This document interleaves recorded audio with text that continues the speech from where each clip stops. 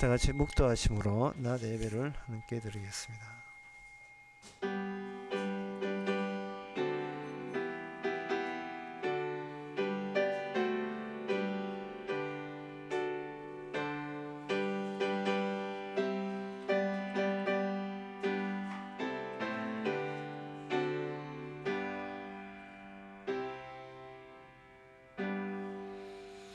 전능하사 천지를 만드신 하나님 아버지를 내가 믿사오며 그 외아들 우리 주 예수 그리스도를 믿사오니 이는 성령으로 잉태하사 동년 마리아에 나시고 본디오 빌라도에게 고난을 받아사 십자가에 못 박혀 죽으시고 장사한 지 사흘 만에 죽은 자 가운데서 다시 살아나시며 하늘로서 전능하신 하나님 편에 앉아 계시다가 저로서 산자와 죽은 자를 심판으로 오시리라.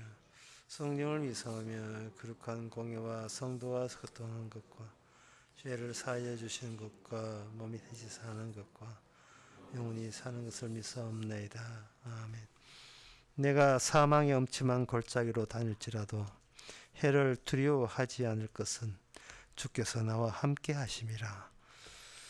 온통 사망의 엄침한 골짜기만 있는 이 세상, 그래도 우리가 두려워하지 않는 것은 그 환경조차 주께서 함께하는 환경, 홀로 당하는 환경이 아니라 주님이 같이 겪는 환경인 것을 기쁨으로 받아들이는 이 시간 되게 하옵소서. 예수님 이름으로 기도합나이다. 아멘. 교동문 42번입니다.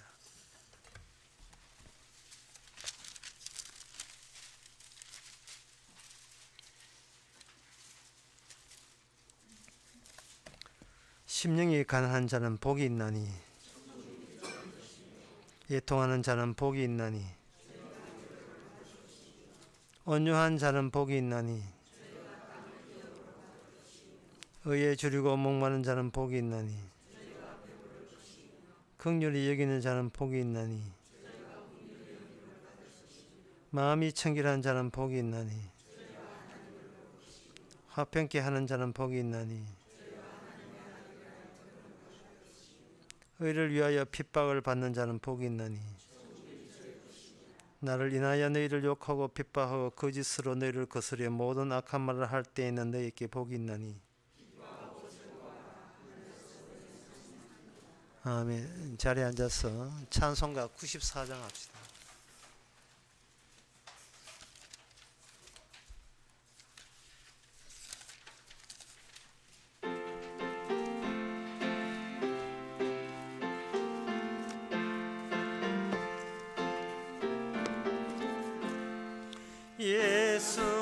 예수님은 누구신가? 우는 자의 위로와 없는 자의 풍성이며 전한 자의 높음과 잡힌 자의 노임되고 우리 기쁨 대신에 예수님은 누구신가?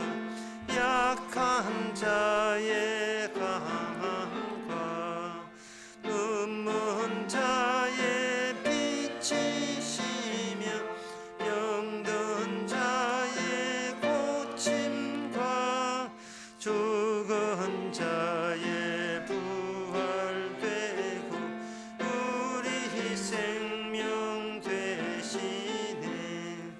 예수님은 누구신가? 주한 자의 정함과 죽을 자의 생명이며 죄인들의 중보와 멸망자의 부활되고 우리 평화 되시네. 예수님은 누구신가? 온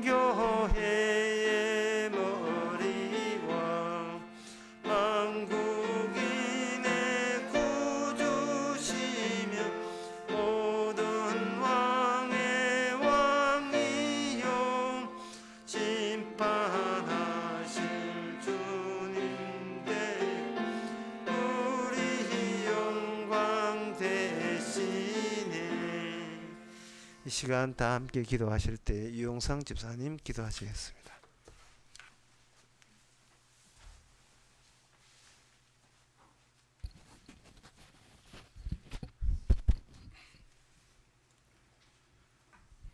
기도드리겠습니다. 사람의 마음은 하나같이 다 똑같으며 우리 눈에 보이는 많은 사람들의 모습들이 곧 나의 모습들이기에 그 모습 하나하나를 볼 때마다 내 자신이 죽어 마땅함을 알게 하신 하나님의 은혜에 감사를 드립니다. 세상 어느 것 하나 주의 손길이 안 미친 게 없고 오직 주의 말씀만이 현실임을 믿어지게 하신 그 하나님의 은혜에 감사를 드립니다. 선악체계에서 벗어나게 하시고 선별적인 감사가 아니라 모든 것을 주의 은혜임을 알게 하심도 감사를 드립니다. 예수님께서는 이 땅에 오셔서 무리 둘 곳이 없다 했습니다. 이 땅에 너무 목숨 걸기보다는 주의 나라가 그립고 이 땅은 심판받아 마땅함을 알게 하신 그 하나님을 감사를 드립니다. 예수님께서는 이 땅의 주인이십니다. 그런데 저희들이 한 번씩 주인으로서 하려고 할 때도 많습니다. 주께서 가라면 가고 오라면 오는 그런 순종하는 마음으로 이 땅을 살아가게 하시고, 오늘 목사님을 통하여 생명의 말씀을 들을 때 그 말씀을 잘 알아들어서 은혜 받는 시간이 될 수 있게 하나님께서 은혜 주실 줄 믿사옵고 예수님 이름으로 기도드립니다.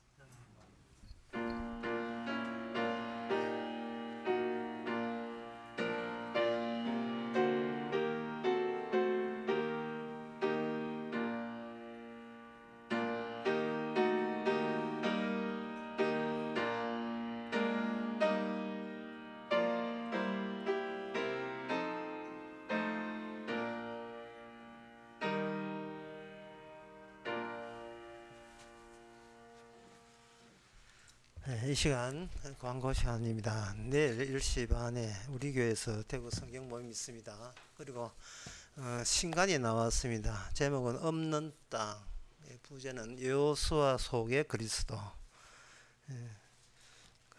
필요하신 분은 관심 갖기 바랍니다. 다른 광고 없으면 찬송가 236장 하겠습니다.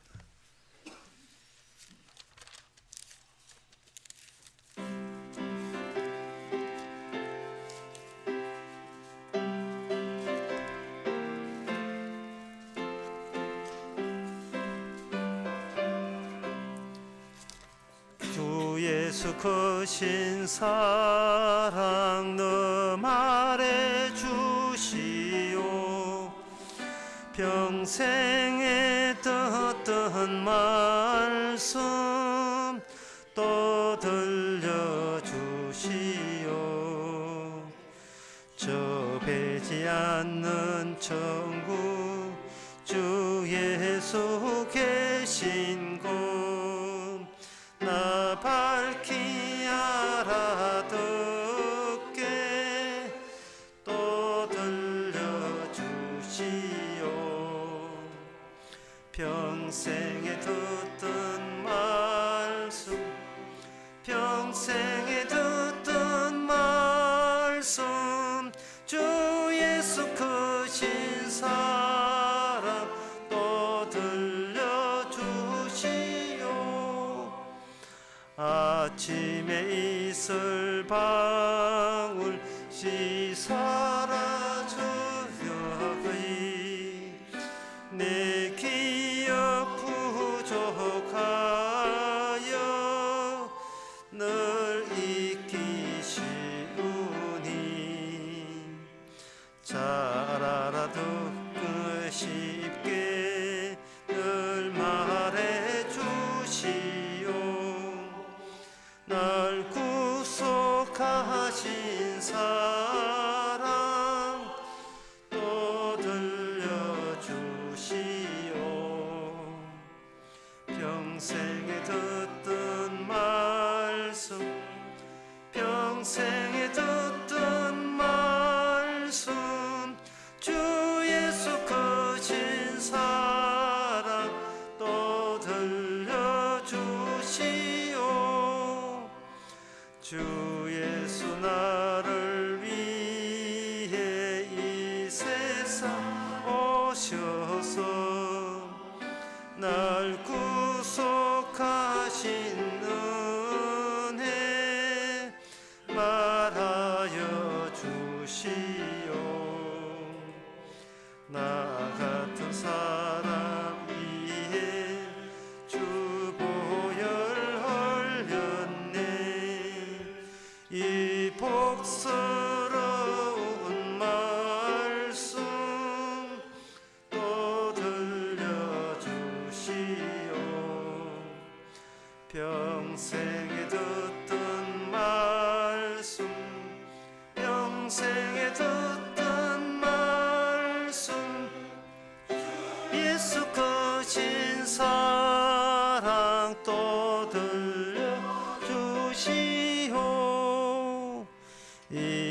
세상 헛된 영광 날 미혹할 때에 주 예수 크신 사랑 늘 들려주시오. 천국의 빛난 영광 내 눈에 비칠 때 주 예수 크신 사랑 또 들려주시오. 평생에 듣던 말씀 평생에 듣던 말씀 주 예수 크신 사랑 또 들려주시오. 하나님의 말씀은 디모데전서 3장 14절에서 16절까지입니다. 내가 속히 내게 가기를 바라나 이것을 내게 쓴 것은 만일 내가 지체하면 너로 하나님의 집에서 어떻게 행하여야 할 것을 알게 하려 함이니 이 집은 살아계신 하나님의 교회요 진리의 기둥과 터니니라. 크도다 경건의 비밀이여 그렇지 않다 하는 이 없도다. 그는 육신으로 나타난 바 되시고 영으로는 의롭다 하심을 입으시고 천사들에게 보이시고 만국에서 전파되시고 세상에서 믿음 바 되시고 영광 가운데서 올리우셨습니다. 아멘. 오늘 본문에 하나님의 집 나오죠. 하나님의 집이 하늘에 있는 걸로 알고 있는데 사도는 그 하나님의 집이 땅에서 나타났다고 말하고 있습니다. 그리고 이거 땅에서 나타났을 때 그거는 누구나 찾아갈 수 있고 알 수 있는 것이 아니라는 것이 16절에 나옵니다. 크도다 경건의 그 다음에 비밀이라고 되어 있어요. 하나님의 집이 하나님이 계신다는 그 집이 이 땅에 만들어지기는 졌는데 이게 비밀스러운 곳이다. 비밀스러운 것이라는 말은 누구나 인간이라면 알아먹게 되는 발견하는 것이 아니다 뜻이죠. 이것이 왜 비밀인가? 그것이 이제 16절에 그 뒤에 쭉 나옵니다. 집이 경건의 집인데 그 집을 묘사할 때 예수님으로 묘사합니다. 그는 육신으로 나타난 바 있고 방금 여기 집이 하나님의 집이라고 이야기했는데 여기서는 그 평수가 몇 평이고 몇 층으로 돼 있고 부동산 가격이 얼마나 이래 이야기하는 것이 아니고 어떤 분에 대해서 지칭하고 있습니다. 그분은 이렇게 되어 있어요. 그분은 그러니까 이게 예배당처럼 이렇게 고딕 건물로 벽돌 빨간 걸로 지었으면 이거는 비밀 아니에요. 누구나 그 안에 들어와서 등록하면 그만일 것입니다. 그런데 그것은 하나님 집이 아니에요. 교회는 하나님의 집이 아니라는 뜻이에요. 왜? 누구나 눈에 띄고 거기 시킨 대로 뭐 학습 세례 받으면 되니까 그거는 일단 하나님의 집은 아닙니다. 하나님의 계시는 곳은 어떤 가건물 또는 건축물이 아니라 육신으로 나타나셨다. 육신으로 나타나신 예수님에 대해서 이야기하시고 그 육신으로 나타나는데 육신 같으면 우리가 눈에 띄겠는데 영으로 의롭다 하심을 입으시고 되어 있어요. 그러니까 육신 속에서 그분이 영적으로 보통 인간과 다르다는 것을 그것을 인간의 능력으로서는 파악할 길이 없다 이 말입니다. 인간의 능력으로. 만약에 그분이 우리와 다른 하나님 그 자체라면 진짜 그렇다면 그 비밀 속으로 들어왔다면 그 사람은 더 이상 자기 자신에 대해서 신경 쓰지 않습니다. 바꿔치기가 가능하기 때문에 그래요. 나의 목숨을 아낌없이 드릴 수 있는 분을 만났기 때문에 그 다음부터는 자기 목숨에 연연하지 않고 자기 자신에 대해서 신경 쓰지 않게 되는 겁니다. 내가 인생을 어떻게 사느냐에 관심 없고 그분이 어떻게 나타났다가 무슨 일을 하시고 어디로 가시느냐에 관심이 있죠. 그래서 16절에 보면 의롭다 하심을 입으시고 천사들에게 보이시고 올라가실 때 천사 2명 나타났잖아요. 만국에 전파되시고 세상에 믿음 받으시고 영광 가운데 올리었다. 아주 구름 타고 하늘로 올라간 거예요. 그런데 이거는 비밀이에요. 일반인들에게는 전혀 이거는 일반인들이 수용할 수 없고 인간의 능력으로서는 이 사실을 믿을 수 없는 비밀에 해당되는 겁니다. 그런데 이것을 비밀이 과연 비밀이구나 아는 사람은 이미 그 사람은 예수님의 세계에 같이 휩쓸린 사람이 되어서 그 사람이 바로 하나님의 집이 되는 거예요. 하나님의 계신 바 되지 아니하면 예수님에 대해서 자기 자신보다 예수님을 우선시하는 그런 일은 일어나지 않습니다. 이런 사람들, 예수님이 이제 이 말은 예수님이 떠났다는 거죠. 그럼 떠났고 남아 있는 것은 뭐냐 하면은 성도만 남아 있고 남아 있는 게 이제 교회인데 이 교회의 특징은 자꾸 내가 모르는 분에 의해서 내가 모르는 사이에 자꾸 나를 도와주고 있는 거예요. 우리가 모른다는 말은 우리가 알 수 있는 사람이 누구냐 하면 같은 사람들이에요.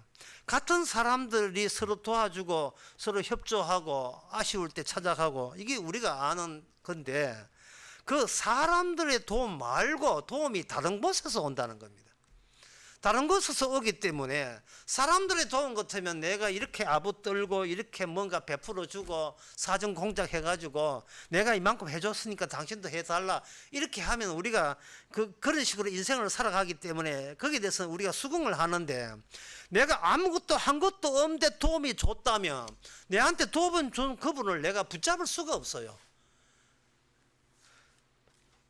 붙잡을 수 없는 그분이 내 고난 밖에 있는 내가 관리 대상이 안 되는 그분에게 자꾸 도움이 와요. 이게 경건의 비밀입니다.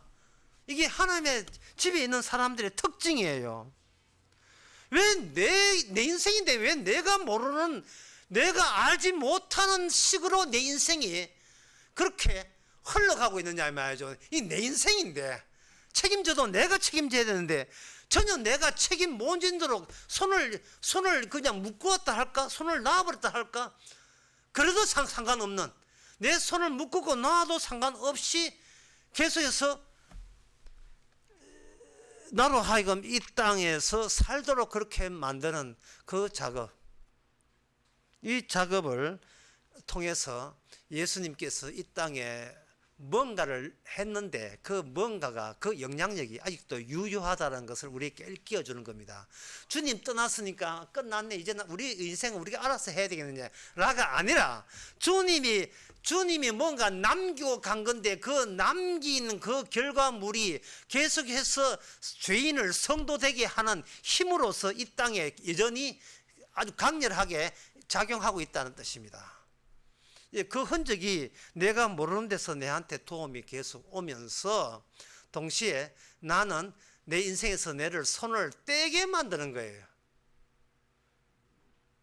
그 내 인생에서 내를 손을 뗀다는 말은 곧 뭐냐 하면은 바로 우리가 우리 자신에게 배신해야 된다. 내 인생에 대해서 내가 배신을 해야 돼요. 왜냐하면 주님이 제자들을 배신했거든요. 제자들은 예수님이 메시아인 줄 알고 붙잡으려고 했어요. 저분 이용 가치 있다고 생각했습니다. 믿을만 하다고 제자들은 생각했어요. 저분과 함께 있으면 구원받을 수 있을 거라고 생각했습니다. 그리고 예수님과 함께 있으면 자기 미래가 확정되었고 좋은 천국으로 함께 살기 때문에 이제 남은 것은 천국에서 누가 높으냐 그거 미리 여기서 정하면 된다고 생각한 겁니다. 이것저것 인간 생각 다 죽게 아시고 그거 다 떠나버렸습니다. 제자들은 실망에 잠겼죠. 자기 인생 3년간 나름대로의 확실한 믿음 가지고 투자를 했고 모든 걸 다 헌신했고 바쳤는데 내가 바치고 목숨 바치고 정성 바친 그분이 그분 쪽에서 배신 때리고 가버렸어요. 보통 이런 이야기 하잖아요. 일찍 가장이 죽었던 가정에서 엄마가 이런 이야기해요. 너가 아버지 세상 버리고 이런 말 하죠. 그런데 성경에서는 뭐냐면 주님 날 버리고 떠났다. 주님이 날 버리고 떠난 거예요. 40년, 50년 이렇게 교회 장로로 목사로 충성을 했는데 누가 변질자냐? 내가 믿었던 예수님이 배신 때리고 가버린 거예요. 우리가 예수님을 배신한 게 아니라 주님이 우리를 배신한 겁니다. 그렇지 않으면 우리가 교회 안 돼요.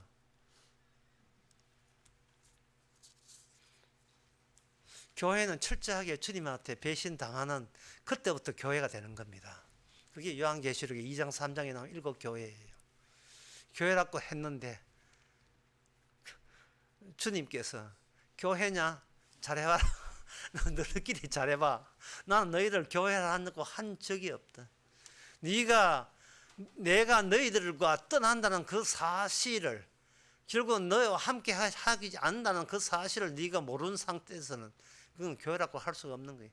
그건 네가 생각한 네 교회지. 네한테 이익이 되고 유리하다고 생각한 계산하에 모이고 협력하고 노력하고 그렇게 한 그 교회는 인간이 만든 무상이죠. 요한복음 14장 18절에서 주님께서는 이와 같이 이야기하십니다. 내가 너희를 고와 같이 버려두지 아니하고. 이 말씀을 왜 하시느냐 하면은 배신이 먼저 있고 주님께서 이 예자들과 떠나야 그 다음에 이 말씀이 유효한 거예요. 고와 같이 버려두지 아니하겠다는 이 말씀은 너는 이미 고아로 내가 만들고 말겠어라는 뜻을 갖고 있어요. 이 세상에 아무것도 믿을 수 없는 왕따 당해버리고, 세상은 세상대로 왕따 당하고 주님은 주님한테 왕따 당하고 천하에 의지할 거 하나 없게 만들어 버리는 거예요. 그렇게 주님께서는 그런 식으로 제자들 내버리고 혼자 하늘로 가버린 겁니다. 그럴 때 제자들은 허물을 느끼죠. 허물을 느껴야죠. 왜 허물을 느껴야 돼, 인간은? 그래, 왜 허물을 느끼게 하냐면 자기가 하는 것을 인간이 자기가 믿기 때문에 그래요. 내가 해낸 것, 내가 열심히 한 것을 본인이 믿기 때문에 그렇습니다. 인간은 주님을 믿은 적이 없어요. 자기가 한 것을 믿었지. 한 것에 대해서 믿음 갖고 집착을 했지요.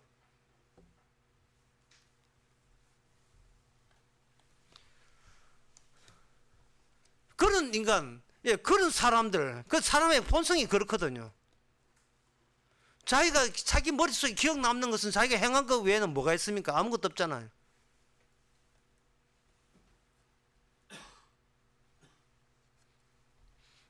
따라서 하나님의 집이라는 게, 이 인간들이 붙잡을 수 있는, 인간들이 찾아낼 수 있는 그런 집이 아니라는 사실을 아셔야 됩니다. 그러면 그렇게 고와 같이 날랑 다 버리고 이제 허전하게 되어버리고 허무하게 되어버리는 이 제자들에게, 그러면 하나님께서는 그 다음 조치가 뭐냐? 예수님께서 이 땅에 오셔서 하시는 말씀이 많이 있는데, 요약하면 이렇습니다.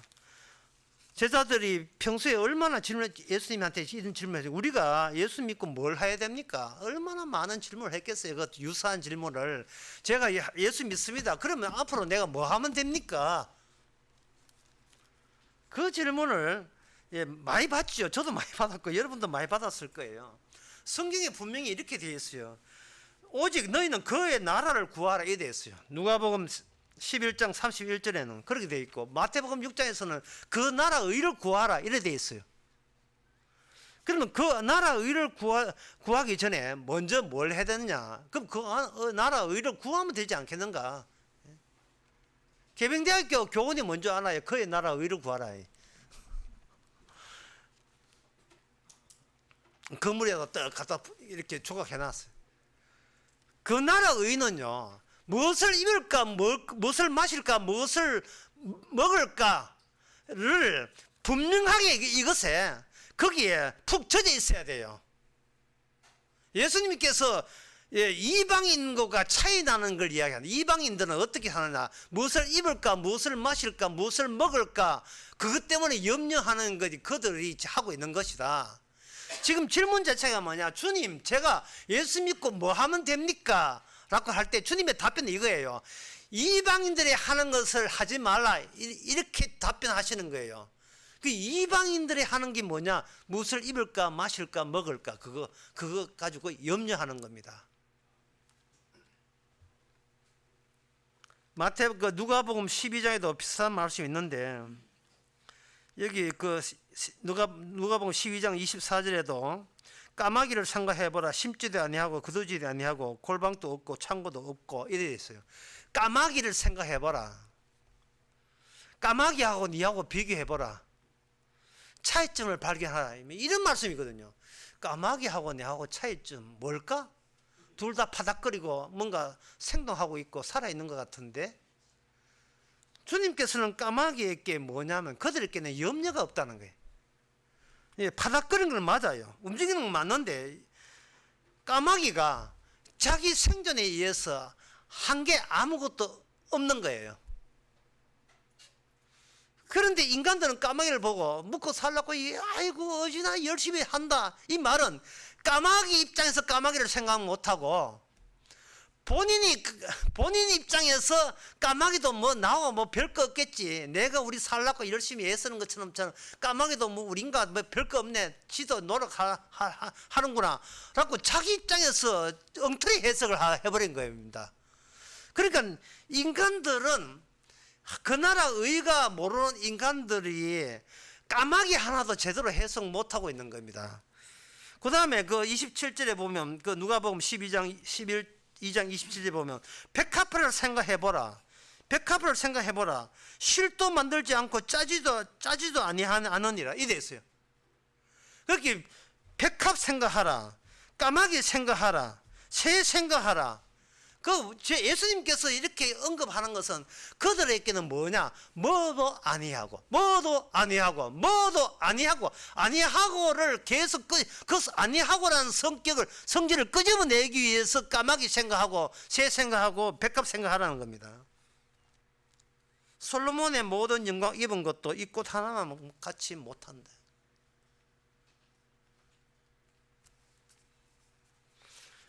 제자들이 예수님께 묻습니다. 우리가 앞으로 어떻게 살면 됩니까? 하지마. 그게 정답. 하지마. 이 말은 그 나라에 의해 네가 있을 자리가 없다는 겁니다. 내가 천국 가기 위해서 내가 뭘 하면 됩니까? 라고 한 질문에 대해서 천국에 네 자리가 없다는 거예요. 천국에 너의 자리가 없대. 천국에 너가 없다가 아니라 너의 자리가 없어요. 천국은 누구누구를 뽑는 자리가 아니라 천국은 없는 자리 새로 만드는 곳이 천국이거든요. 사람 모였다고 천국이 아니라, 천국은 아무리 수천만 명 모여도 거기에 자리가 있어야 돼요. 하나님의 집이라는 특정한 자리가 마련돼야 돼요. 그 자리는 없는데, 사람은 수억 명 모여봤자 자리가 없는데 그 한 사람도 그 못 가잖아요. 내가 가서 자리 마련해 줄게, 처소 마련할게, 이게 요한복음 14장이거든요. 그동안 너는 고와 같이 놀아라, 이 땅에서 고와 같은 대우를 받아라, 이게 지금 제자들에게 하는 거예요. 그동안 네가 나를 의지하고, 네가 그동안 부모를 의지하고, 네가 그동안 같은 동료와 형제들을 의지한 것은 그들을 원해서가 아니라 네 하나 챙기고자 하는, 무엇을 이룰까, 무엇일까, 마실까, 먹을까, 내만 잘 되면 된다는 그 의식 가지고 그동안 이 예수를 이용했잖아. 그러니까 네 자리가 없는 거야. 그 자리는 천국에 어떤 그런 인간을 자리에다 턱 앉을 천국은 없어요. 없습니다.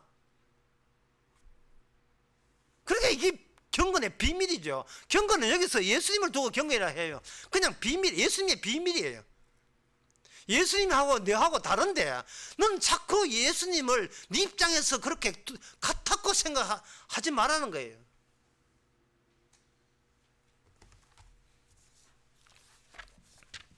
여호수아 13장 22절에 보면 이스라엘 자손이 그 도륙하는 가운데 부올의 아들 술사 바울도 칼날에 죽였었다 이래 되어 있어요. 발람 선지자예요. 발람도 칼날로 죽었다. 발람 선지자가 민수기 25장인가 보게 되면 발람 선지자가 그 모압 왕의 뇌물을 받고 어떻게 하면 저 이스라엘을 멸망시킬 수 있는가, 저주받게 하게 할 수 있는가, 그것을 계속 궁리하다가 결국 발람 선지자가 유혹한 것은 그들로 하여금 우상을 섬기게, 다른 신을 섬기도록 유도한 것이 주요가 되어 가지고 이스라엘 사람들 중에서 많은 사람이 죽었습니다. 그때 연병으로 죽은 사람이 14,000명 죽었어요. 근데 발람이 이스라엘을 꼬실 때 뭐라고 꼬셨냐 하면 이렇게 꼬셨어요. 이 발람 선지자 이 자리죠. 발람 선지자 나하고 너희들하고 같은 동료라는 겁니다. 특별할 게 없다는 식으로 그들을 꼬신 거예요. 내가 좋아하는 거 너도 좋아하잖아. 발람 선지자가 돈을 받겠으니까 좋아하는 게 뭐냐? 무엇을 입을까? 무엇을 먹을까? 무엇을 마실까? 이거 좋아하는 거예요. 그거 좋아하니까 우리가 좋아하는 것을 우리가 서로 긍정하자. 뭐 인간이 네 좋고 내 좋고 그러면 됐지. 이거 좋은 것을 채워줄 수 있는 신이 있다. 그게 신이 무슨 신이냐? 그게 바로 바알신이다. 인간들 편에 서서 인간을 사랑해서 인간이 원하는 것은 빌면 기도하면 제사 드리면 다 주는 신, 그 신을 같이 같은 마음으로 공감해서 드리자.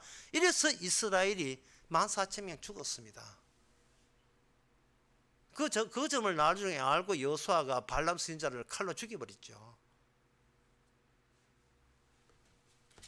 하나님이 무엇을 입을까, 무엇을 마실까, 먹을까를 염두에 두는 인간에게서 만날 수 있는 하나님은 없어요.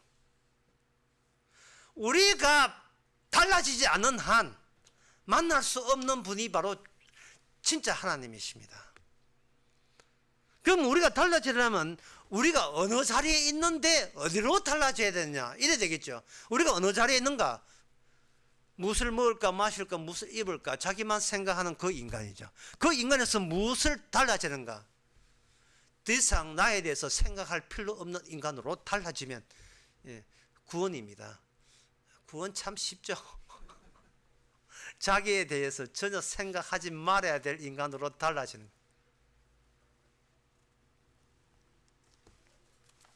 그러면 이런 사태, 이런 일이 인간의 힘으로서는 여러분 불가능한 걸 아시겠죠. 사람이 뭔가 고민이 된다는 것은 그거는 외부 공격이 없을 경우이기 때문에 고민이 되는 거예요. 뭔가 사태가 평온하기 때문에 고민이 되는 겁니다. 갑자기 뭔가 들이닥치면 고민할 시간이 없죠. 그 나라 의가 그 나라 의를 구하라 했는데 구한 재주와 능력은 인간에게는 없습니다. 그러면 어떻게 그 나라 의를 구하느냐? 마태복음 11장에 보면 그 방법이 나와 있습니다. 마태복음 11장 12절에 세례요한 때부터 지금까지 천국은 침노를 당하나니 침노하는 자가 빼앗느니라. 하나님의 천국이라는 것은 인간의 천국 생각 따로 있고 하나님이 생각하는 천국 따로 있어 서로 틀리니까 어느 천국이 맞는 자를 한판 붙자는 거예요. 침노당하고 침략하고 빼앗는 그 과정 속에서 전쟁이라는 과정을 통해서 비로소 비밀스러운 천국이 제 모습을 드러내는 겁니다. 그러니까 하나님의 나라는 전쟁이 일어나야 돼요. 무슨 전쟁? 영적 전쟁이 일어나는 겁니다. 누가 누구를 공격하느냐? 하나님이 인간 나라를 공격하면 돼요. 그러면 그 나라 의를 이룰 수가 있습니다. 하나님 쪽에서 인간 나라를 공격하는 겁니다. 그 공격하는 빌미가 뭐냐? 인간 나라 쪽에서 하나님 나라를 그동안 공격해 왔기 때문에 그렇습니다. 하나님 나라를 공격하면서 하나님께서는 자기의 자기의 인간을, 자기가 선택한 사람을 슬쩍 인간 세계 속에 슬쩍 보냅니다. 전쟁은 거기서부터 시작되는 겁니다. 슬쩍 보내게 되게 되면 진짜 몰래 보내요.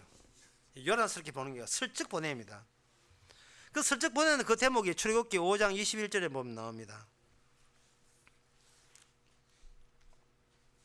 이 20절에 보면 그들이 바로를 떠나 나올 때 모세와 아론이 길에 선 것을 만나 그들에게 이르되 너희가 우리로 바로의 눈과 그 신하의 눈에 미운 물건이 되게 하고 그들의 손에 칼을 주어 우리를 죽이게 하는도다. 여호와는 너희를 감찰하시고 판단하기를 원하노라. 이거는 히브리인들입니다. 그 당시에 죽도록 고생하고 노예 생활하고 있는 히브리인들이 하나님의 선지자고 자부하는 모세가 아론이 오니까 그들은 이제는 하나님께서 우리 편에 서서 우리를 도와주려고 선지자를 보냈구나.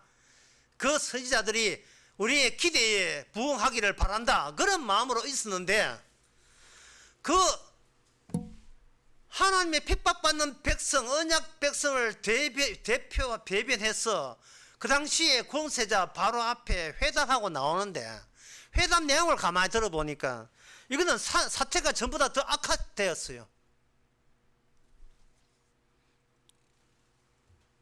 그 악화된 이야기는 지난 주일에 다 설명했습니다. 모세와 아론이 그냥 말만 했어요. 하나님 제사한테 우리 여호와께 제사 드리기 위해서 내 백성 여호와 믿는 백성 내보내라. 이렇게 하니까 바로 쳐서 하는 말이 너희가 이게 시간이 남아 도는구나. 얼마나 할 짓이 없으면 하나님께 제사한다고 이 몽땅 너희들 식구까지 다 이 땅을 떠나야 하느냐. 너희들은 너희들의 자리, 너희들의 신분을 너희들은 망각했다. 너희들은 우리 에집트의 우리 애굽 나라의 그 노예야.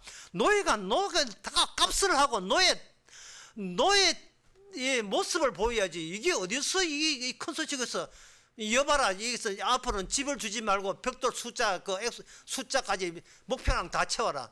이렇게 하니까 분명히 회담이 좋게 이루어지라고 생각했는데 하나님의 능력으로 했는데 백성들에게 돌아온 것은 더 험한 꼴이었습니다.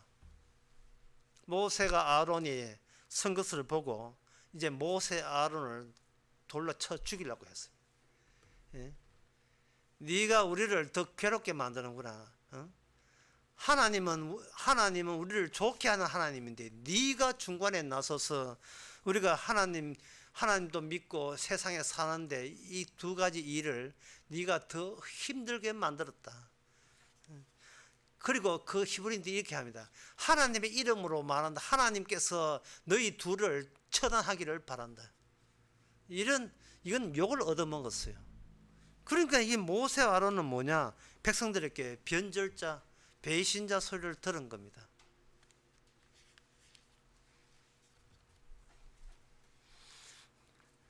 따라서 인간의 이 히브리인들의 이 고백은요, 정말 아주 유용한 고백이에요.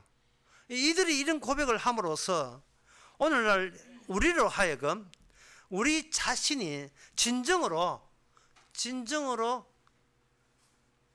신앙인인지, 진짜 예수님을 제대로 아는 사람인지, 아니면 근성거성 대충 예수님께 걸쳐놓는 사람인지를 우리 자신을 돌아보게 하는 고백 같은 겁니다.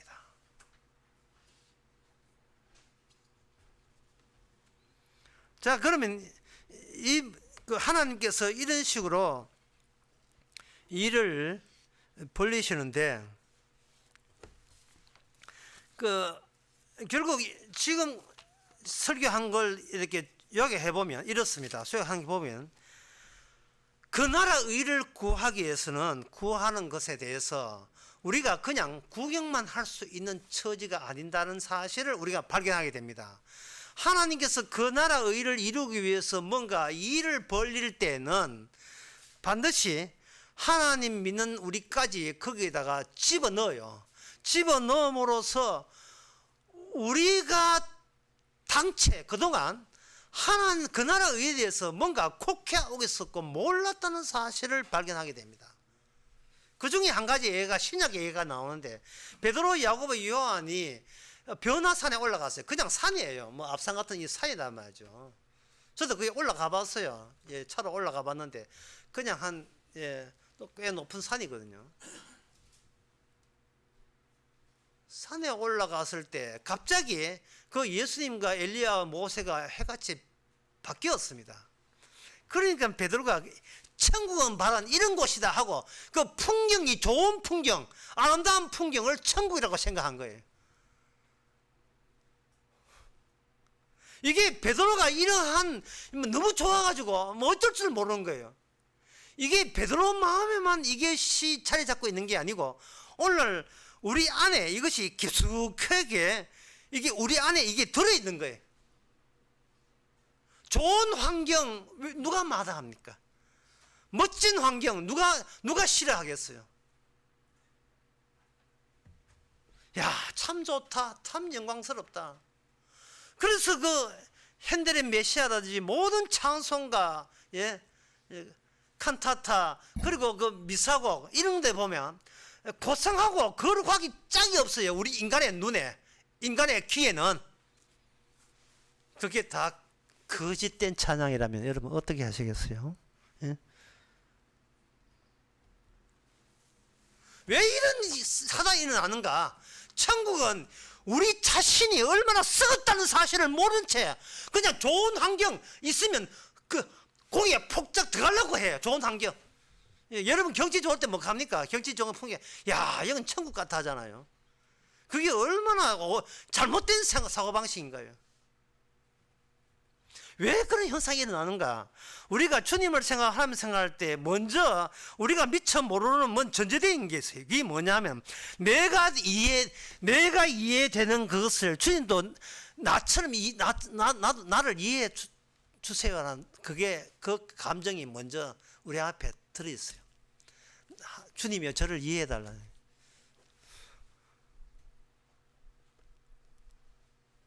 내가 천국 가고 싶은 그 심정을 주께서 이해해 달라. 그러나 하나님의 뜻은 거기 아닙니다. 천국은 어떻게 일어나는 전쟁이고 그 전쟁은 뭐냐? 하나님의 심판을 앞장세운 그 정쟁에 네가 함께 같이 동행해서 전쟁을 같이 하는 사람. 도대체 무엇을 위한 전쟁? 누구 위한 전쟁? 무엇에서 무엇으로 변화되는 전쟁인가? 거기에 네가 같이 거기에 동참해서 체험해보라 이 말이죠. 왜 예수님께서 전쟁하면서 마지막에 예수님이 살해당하는 사태가 일어나는 그 전쟁, 너는 거기서 왜 발을 빼려고 하느냐? 그 전쟁에 네가 몸을 한번 담가봐라. 도대체 이 세상이 어떻게 해서 어떤 세상이에 주님을 없애는 쪽으로 나가는 그런 성질이 있는 세상인지를 네가 그것을 몸소 체험해 봐야 되죠. 그 심판 전쟁에 함께 해야 돼요.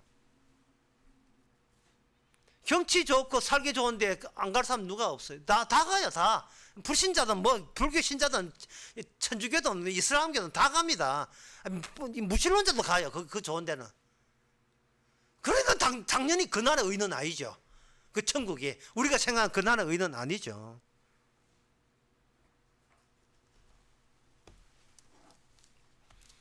천국은 뭔가 표적이 있는데 그 표적이 뭐냐면 내가 나를 지킬 때 가장 단단한 지점이 있잖아요. 그 지점을 주님께서는 돌파해 버립니다. 그걸 노리고 깨버려요. 내가 괜찮은 나로 지킬 수 있는 내 마음대로 가장 단단한 지점, 단단한 곳, 그 안에 아늑하게 내 마음껏 편안하게 숨을 수 있는 그 아지트, 그걸 표적으로 미사일 공격 들어갑니다. 깨버려요. 부숴버립니다. 예를 들면 신학교생이나 신학교 출신들, 목사들이죠. 신학생이나 신학교 교신들이 가장 단단한 지점, 자기를 지킬 수 있는, 자기 밥벌이 할 수 있는 가장 단단한 지점은 뭐냐? 신학입니다. 주님은 뭐를 공격하겠습니까? 그 신학 자체를 깨버리죠. 목사가 자기의 신학을 했고 교인들은 모르니까 교회에서 목사가 권위를 내세울 수 있는 유일한 수단은 너희들 모르는 거 신학을 이야기해버려요. 그럴 때 교인들은 졸지 아마추어 돼가지고 야 저런 것도 저런 신앙이 있었구나. 예, 역시 목사님은 주의 종이다, 뭐 주의 사자다 이게 나오겠죠. 그게 막 목사가 자기 마음을 하나 챙길 수 있는 유일한 방법이에요. 방탄소년단한테 잡채 하나 만들어 보라 하죠. 잡채 만들 수 있는지. 방탄소년단 잡채 만들어 가지고 지가 한 달 수입 수십억 얻을 수 있는지 뭐 하잖아요. 노래하는 거, 춤추고 노래하는 것밖에 없죠. 인간은 자기 주특기가 자기를 지킬 수 있는 유일한 최후의 마지노선입니다. 그것을 주께서는 공격하는 거죠.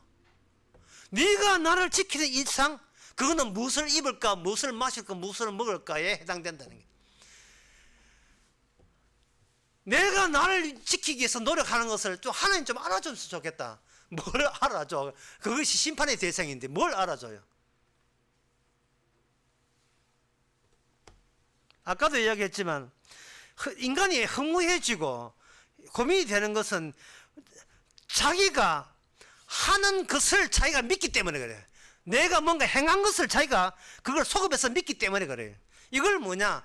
자기에 대한 성실한 의리예요. 의리 알죠? 의리. 나에 대한 성실한 의리.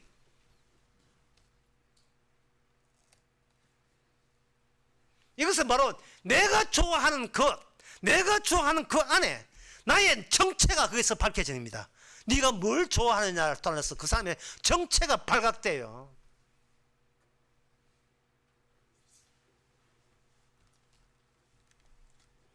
따라서 이 작용, 이런 전쟁을 폭격해서 그걸 파쇄시키고 박멸하고 돌파하는 그 방법은 바로 이스라엘과 합류하는 거예요. 이스라엘 역사가 뭐냐? 이스라엘 역사는 하나님과 함께 있으면서 이방인들, 이방민족과 전쟁하는 여정과 과정이 바로 이스라엘 역사예요.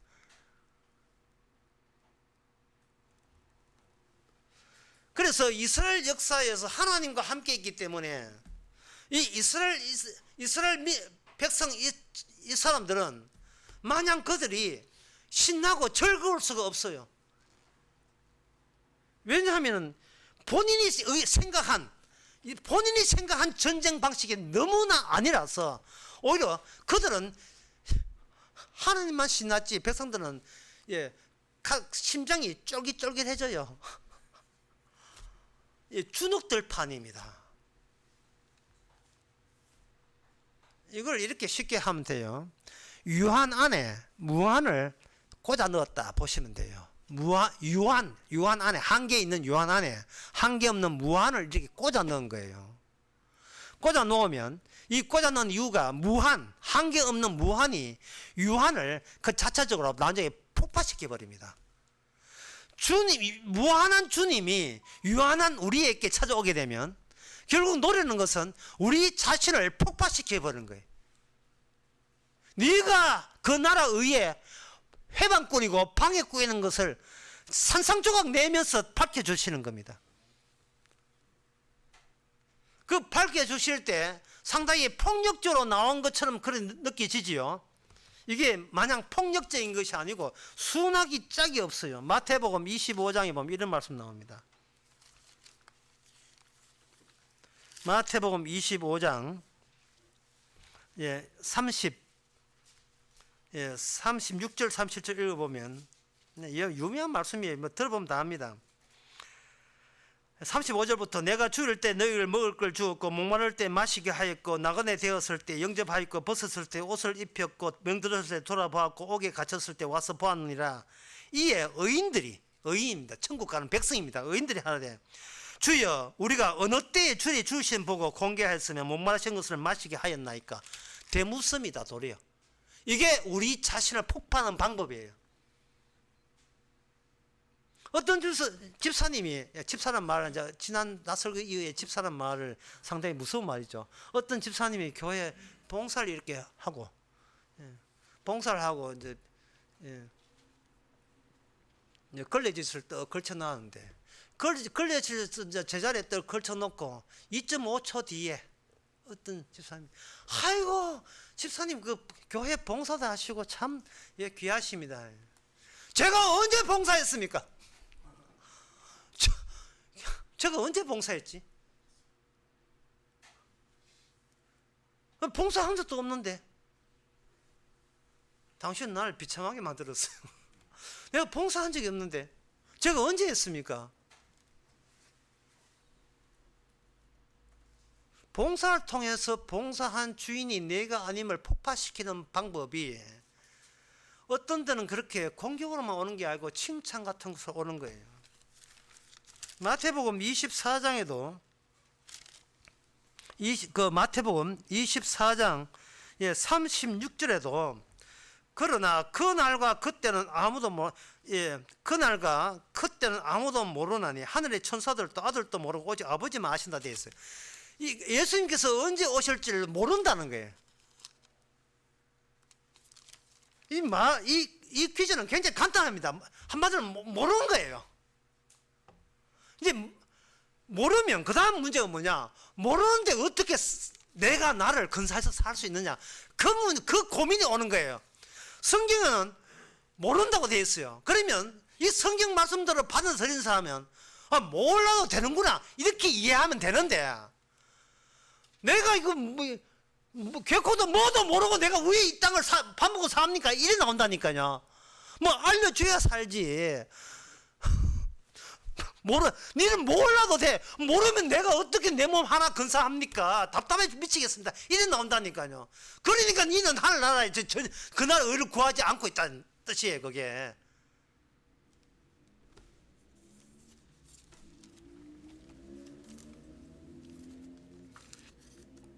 전쟁하는 방식은 하나님의 율법과 말씀으로 이미 주신 적이 있습니다. 마태복음 22장 24절에서 28절 상당히 좀 약간 기는데 제가 후딱 한번 읽어드리겠어요. 선생님이 모세가 일러서 사람이 만일 자식이 없이 죽으면 그 동생이 그 아내에게서 장가들어 형을 위하여 후사를 세울지라 하였나이다. 우리 중에 7형제가 있었는데 마지 장가들었다가 죽어 후사가 없으므로 그의 아내가 그 동생에게 끼쳐두고 그 둘째와 셋째도 7째까지 그렇게 하다가 최후에 그 여자가 죽었나이다. 그런즉 저희가 다 그를 취하선즉 부활 때 7 중에 누가 아내가 되겠습니까? 시형제 결혼법이라는 율법이에요. 이 제도는 뭐 성경에도 들을 수 있지만 몽고라는 옛날에 몽고 시절 16세기 17세기 하여튼 13세기인가 그때 몽골 지역의 풍습이 뭐냐 하면은 하나의 그 가족이 있는데 형이 죽었어요. 죽으면 그 둘째 시동생이죠. 그 형의 동생이 그 형수들하고 그 형수들 자식들 전부 다 근사할 책임이 있어요. 여기 성경에서는 아들이 없을 경우에 그렇다 하지만 그 이전에 인류의 문화에서는 아들이 아니고 아들이 있고 자식이 있더라도 그 여자 혼자서 살아갈 수가 없어요. 토지 명의가 남자로 되어 있기 때문에 여자는 재산이고 뭐가 아무것도 없어요. 없기 때문에 그 일가 친척에서 누가 돌봐줘야 돌봐주려면 그 시동생이 그 형수 가족들 전부 다 떠안고 그 다 반미기 살려야 돼요. 그러니까 시동생이 그걸 전부 다 거부하는 거예요. 지 몸 하나도 지금 힘들어 죽겠는데 형식까지 다 조카까지 다 살려 하는 게 힘들잖아요. 그래서 그렇게 하니까 국가적으로 그거 죽은 거기에 대한 그 과부나 그런 사람들, 그런 자식들이 국가가 책임지려고 하는 부담이 너무 많으니까 국가가 책임질 수 없고 그걸 각각 일가 친척 너희들이 알아서만 너 그 집안 식구다 시집 왔으면 됐다. 시집 왔으면 시집 기수이다. 네가 알아서 시간쯤 다 해줘 하고 그렇게 한 제도가 인류에 나오는 시형제 결혼법입니다. 물론 여기 성경에서는 그 언약의 아들 뽑아내기 위해서 그걸 하지만 이 말은 무슨 뜻이냐 하면요, 형이 죽었다는 사실을 떠맡아라 이 말입니다. 율법적으로 살아있는 자를 떠맡는 게 아니고 죽은 자의 그 결과물을 산자가 떠맡아야 그래야 이게 율법 안의 세계 그 나라 의에 들어올 수가 있다는 거예요.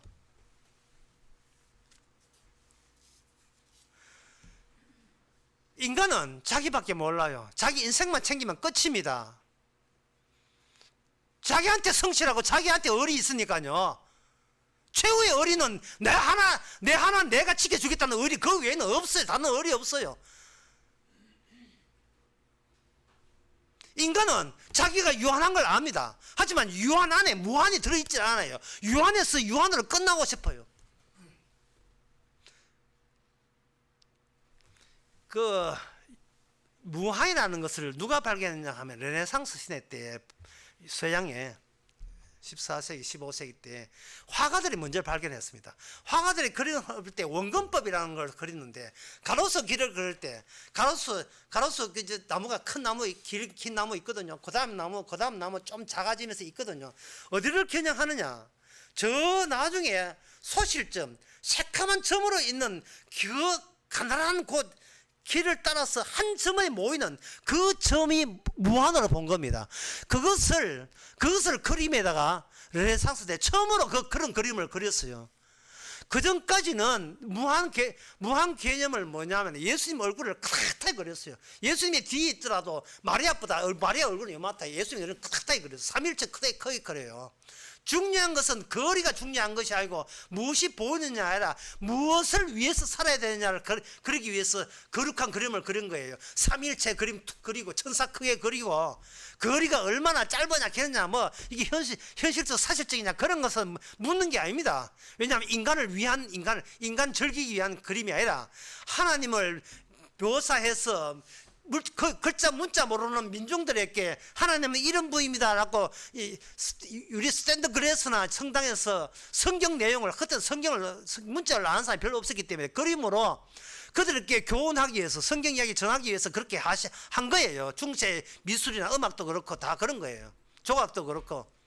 그런데 인간 중심으로 하나님 믿다가 십자가 전쟁 완전히 깨지고 하나님도 소용없구나. 우리가 나서야 하나님이지 뭐 하나님이 다 알아서 해주는 게 아니구나 하고 그 인간 나름대로 철이 드는 거죠. 인간 나름대로의 철이 드는 거예요. 하나님이 중요한 것이 아니고 무엇을 입을까 먹을까 마실까가 확실하게 더 중요하게 체득이 오는 순간이 온 거예요. 40년 50년 교회 다니면서 백날 다녀봤자 하나님이 중요한 것이 아니에요. 하나님 믿는 내가 중요하다는 사실을 나이 60, 70 넘어서 이제 깨닫는 거예요. 이 아멘 나와야 돼요. 그동안 뭐였어요 그럼? 사기친 거죠. 안 들킬 줄 알았죠.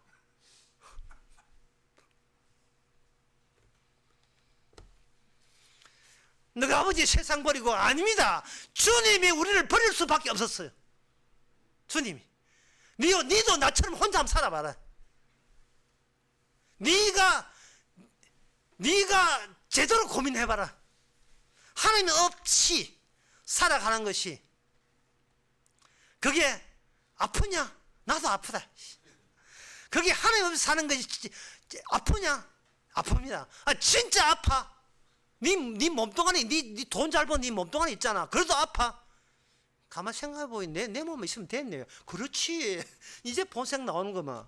예? 뭐 하나님 없어 아프다고 예수님 떠나서 섭섭하다고 거짓말 좀 그 들통날 거짓말을 도대체 몇 번이나 하는 거야. 몇 번이나. 교회는 취미고 생업은 이건 필수잖아요. 하나님 없이 살아도 돈 없이는 못 사잖아요. 돈도 없는데 그게 뭐 인간입니까? 돈 없는데 무슨 그 인간이에요. 그러나 로마서 8장 10절은 그렇게 하지 않습니다. 성령 없으면 인간 취급 안 해요. 성령 없으면 죽은 자예요. 성경에서는 성령 없으면 죽은 자고 인간 세계는 돈 없으면 죽은 자고 뭐 그게 갈등거리나 됩니까 그게 그거 뭐 예.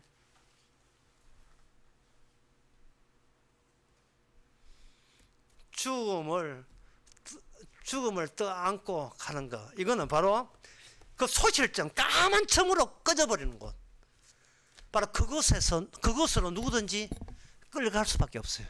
아무리 내가 유한된 나를 살려 해도 우리는 무한히 와버리면 주인이 바뀌었어요. 내가 주인이 아니라 무한이 나의 주인이 되어버렸어요.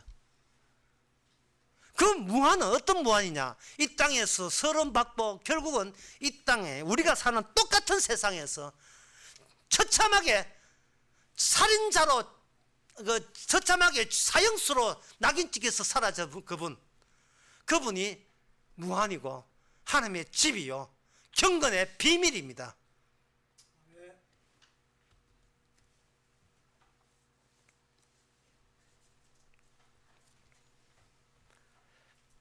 주님께서 이스라엘 백성들의 이스라엘 앞장서서 그들로 하여금 전쟁이 이르게 합니다. 여호수아 7장 25절 26절에 보면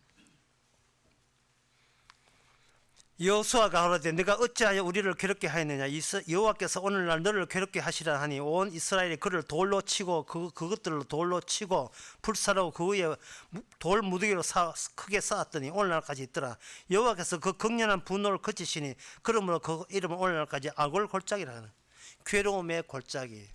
이게 무슨 사건이냐 하면은 하나님의 앞에서 전쟁하는데 이스라엘 중에서 아가이라는 사람이 등장해가지고 아가이라는 사람이 전쟁을 해야 되는데 여리고 성 할 때 크게 한몫 봤거든요.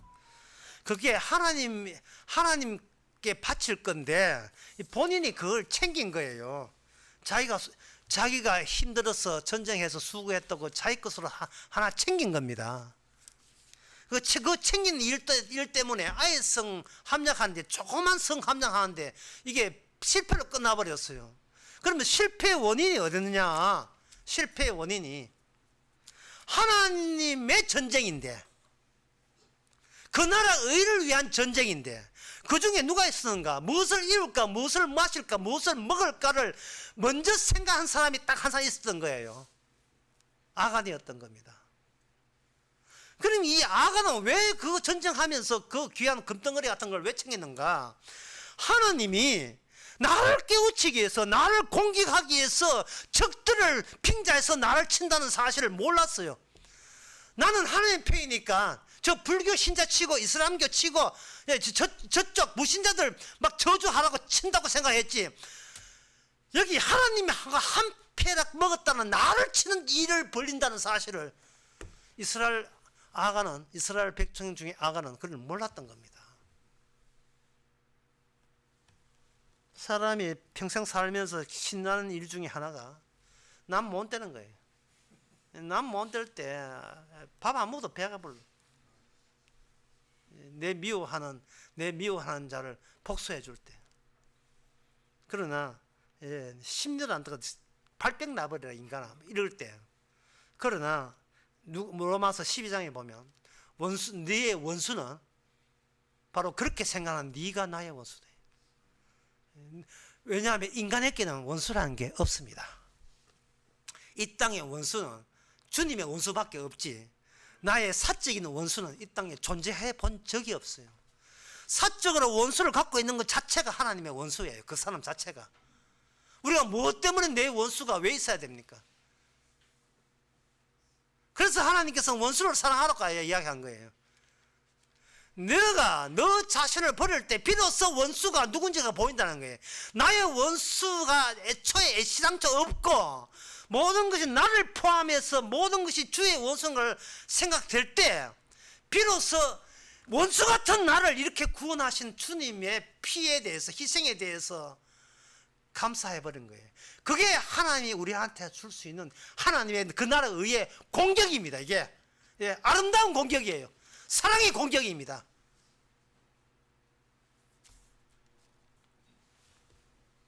그 작업을 위해서 주님이 우리를 배신하는 것은 필수예요. 우리의 뜻대로 기도할 때 응답 안 한 것은 당연한 겁니다. 우리가 마음속에 원하는 것을 다 피해가는 것은 이거는 고마운 줄 알아야 돼요. 감사할 줄 알아야 됩니다. 지금도 주님께서 우리에게 주신 것은 나의 십자가의 죽음을 네가 떠맡아라 하는 거예요. 네가 이 세상에 아직까지 목숨 붙여주는 이유가 내가 어떤 식으로 이 땅에서 예수님이 서러움 당하고 수모 당하는지도 네가 같이 거기서 같이 체험해 보라는 겁니다. 아까 우리가 교동문 읽었잖아요. 교동문 42번. 예? 교동문 42번에 그 끝부분에 이래 되어 있습니다. 나를 인하여 너희를 욕하고 나를 위함이다. 우리는 개인 없어요.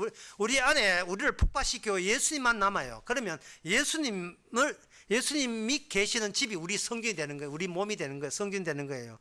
나를 인하여 너희를 욕하고 핍박하고 거짓으로 너희를 거스려 모든 악한 말을 할 때 너희는 복이 있나니 기뻐하고 즐거워하라. 기뻐하고 즐거워하라. 그 뒤에 말을 안 읽어도 돼요. 기뻐하고 즐거워하라.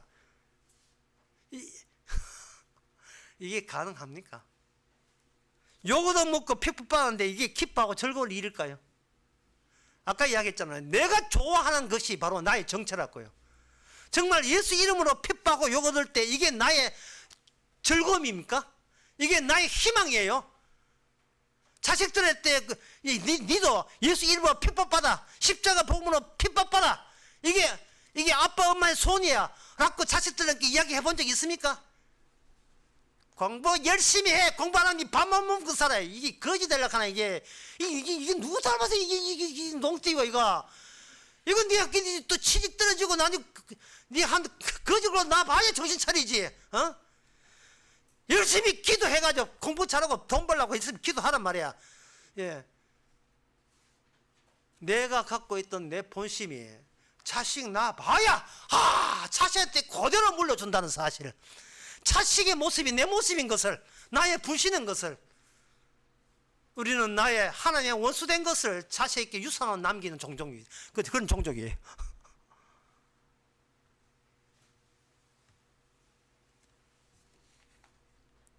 하늘에서 너의 상이 큼이라. 하늘입니다. 땅에서는 상은 없습니다.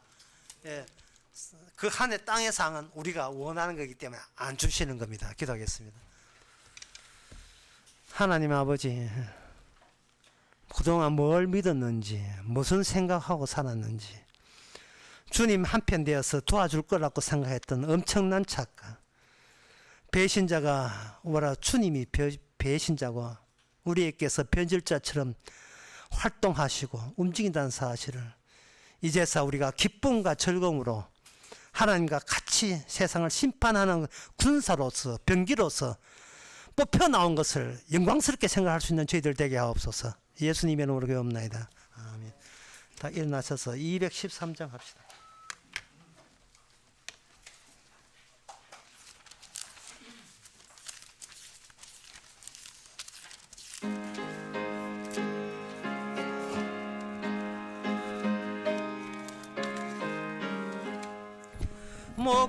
목보다도 더 금은 죄로 물든 이 마음 있는 보다 더 희게 깨끗하게 씻겼네. 주의 보혈 흐르는데 믿고 뛰어나가 주의 은혜 내가 입어 깨끗하게 되었네. 모든 의심 걱정과 두려움이 사라져 슬픈 탄식 변하여 기쁜 찬송 되었네. 주의 보혈 흐르는데 믿고 뛰어나가 주의 은혜 내가 입어 깨끗하게 되었네. 세상 부귀 영화와 즐겨하던 모든 것 주를 믿는 내게는 분도 만도 못하다. 주의 보혈 흐르는데 믿고 뛰어나가 주의 은혜 내가 입어 깨끗하게 되었네. 새로운 모든 보배는 저 천국에 사였네. 나의 평생 자랑은 주의 십자가로다. 주의 보혈 흐르는데 믿고 뛰어나가. 누의 은혜 내가 이루 깨끗하게 되었네. 기도합시다. 지금은 우리 주 예수 그리스도의 은혜와 하나님의 거진 사랑과 성령의 충만하심이 생각지도 않은데 자꾸 도움이 오는 그 도움이 주께서 주신 도움인 것을 이것을 깨닫는 모든 성도에게 주의 이름으로 축원하나이다.